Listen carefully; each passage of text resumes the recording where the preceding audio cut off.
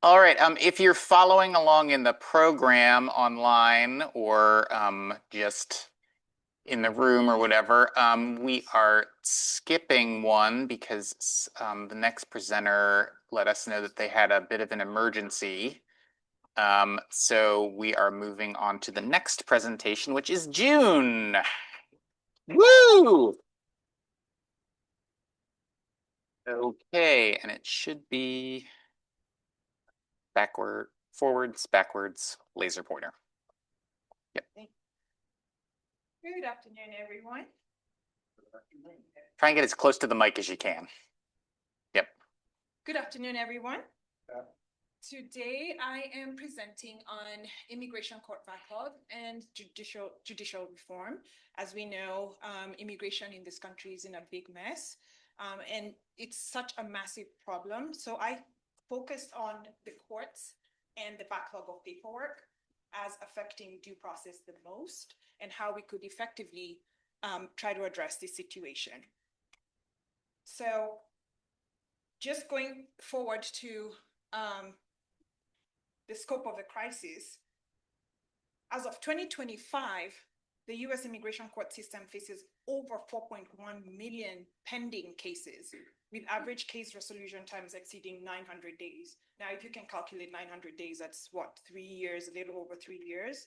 These delays impose severe burdens on asylum seekers, immigrant families, and non-citizens whose legal futures depend on timely decisions. Beyond personal hardship, the backlog weakens confidence in federal adjudication systems and undermines the government's capacity to manage migration effectively. Importantly, this crisis is not solely caused by increased migration, which a lot of people think is a problem. It reflects structural problems such as chronic understaffing, outdated paper-based administrative systems, and inconsistent court procedures nationwide.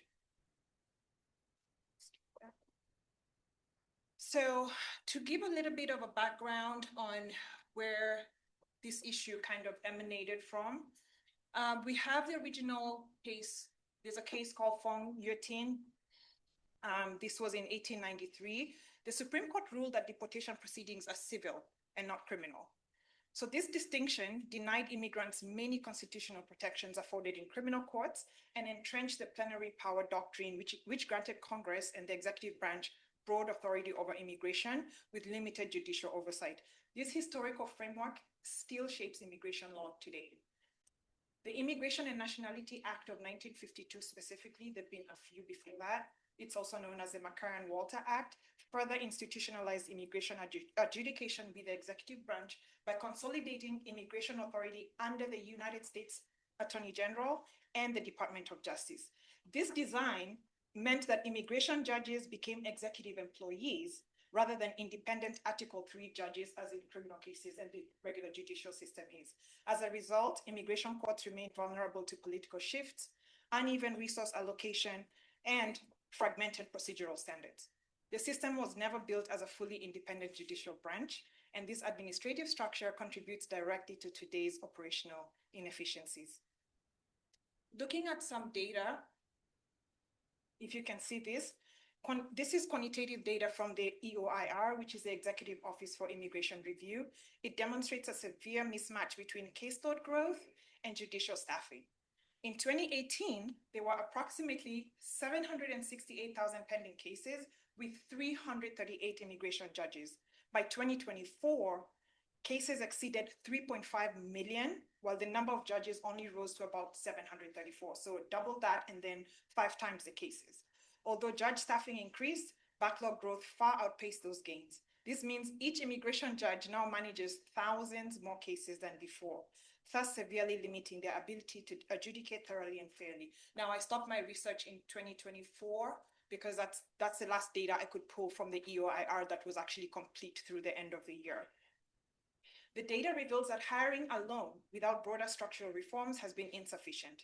Even aggressive recruitment efforts have failed to keep pace with new filings and pending cases, creating overwhelming workloads that strain judges, clerks, and support staff. And we're not even talking about the number of about 80, 90 immigration judges that have been fired since 2025. Although the EOIR has hired additional judges between 2018 and 24, the GAO, which is a Government Accountability Office, reports shows that the agency lacks a predictive workforce model to align staffing with projected caseloads. So this is a problem with due process because one of the most significant consequences of excessive backlogs is the erosion of due process. Delays stretch for years. This compromises asylum claims, removal proceedings, deportations alike because people get tired. Some asylees die. Some get sick. Some get tired and go home. Some can't remember some things, make mistakes in their applications or when they present in court, and they get put in removal proceedings. This threatens fairness and legal reliability. Now, so I'll address structural problems that I identified in what I was trying to target. Many immigration courts rely heavily on paper files. Also, I'm sorry, someone online asked if you might want to hold the microphone. It's a little hard to hear you. I'm sorry. So many immigration courts rely heavily on paper files, especially with asylum cases and refugee paperwork. And this paper dependency contributes to a lot of mess in the system.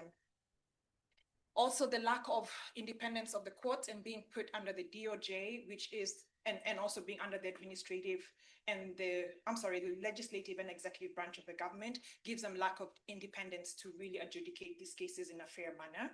And the inconsistency as well. So different jurisdictions will handle cases differently, which is very interesting, rather than there being a standardization across the country. So my policy proposals are these four here: to expand judge teams, to, of course, get away from the paper-based systems to make a more unified and just way to adjudicate these cases, to have uniform standard procedures nationwide, kind of like we have under the Constitution with our regular judicial system, and of course, transparency and accountability, where EOIR should publish performance metrics, including appearance rates, case completion statistics, and processing timelines.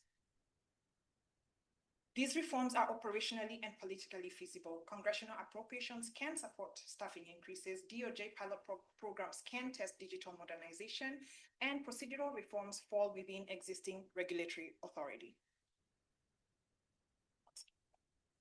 So in conclusion, the immigration court backlog is a product of historical administrative design, systemic underinvestment, structural inefficiency, three big issues. However, it is also solvable. By expanding staffing, modernizing technology, standardizing procedures, and improving transparency, the United States can transform immigration adjudication into a more efficient, fair, and legitimate system. Immigration courts are not merely processing institutions. They are essential guardians of due process and justice. Reform is therefore both administratively necessary and morally imperative. Thank you for your time and attention.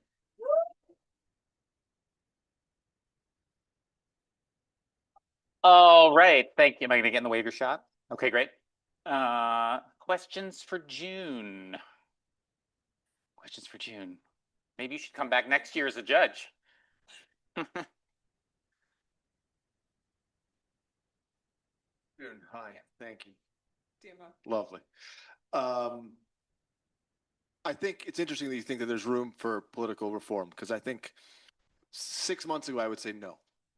But I think the images of aggressive enforcement of mass deportation have shaken the country a bit. And what are you seeing now in conversations on the policy level? Do you think now there's a little bit more room? Do you think the pendulum is swinging the other way on immigration? I think 2024, definitely not, but today I see it. So what we've seen since the 1800s is this pendulum swing between whoever is in power, right? So it swings Republican, and then you go the conservative route where the borders are shut down, Muslims are banned, all kinds of things going on, Asian Exclusion Acts of 1882. We've seen this over and over and over and over. 1920s and the Mexicans, 2 million Mexicans who were asked to leave the country. This has been an ongoing situation. Eastern Europeans and Eastern and Southern Europeans being excluded, and only Western Europeans being permitted in the late 18th, 19th century to the early 20th. These same pendulum swings that come, and then there was the McCarthy's red fear, where if you looked Asian, if you smelled Asian, that's it. They find a way to get rid of you. So this situation is really, really where I believe if immigration was removed entirely from the legislative and executive branch and made an independent branch, it has a chance of surviving. But in the state that it is in, our only hope is to wait for the next president to come in who's more empathetic towards immigration, and then go from there and undo all the work from the last year and a half, 2 years. So unfortunately, for now, as long as immigration is under Congress's plenary powers, it's almost, we can only do patchwork kind of reform, like addressing particular issues, kind of, like backlog of cases, digitization, and that kind of thing. One more question here in the back. Great job, by the way, June. Thank you. I wanted to ask you, under their current administration, what is going on as far as asylum seekers?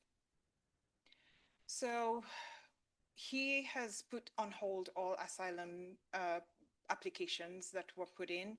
And that pretty much means asylum is for people who are already within the country.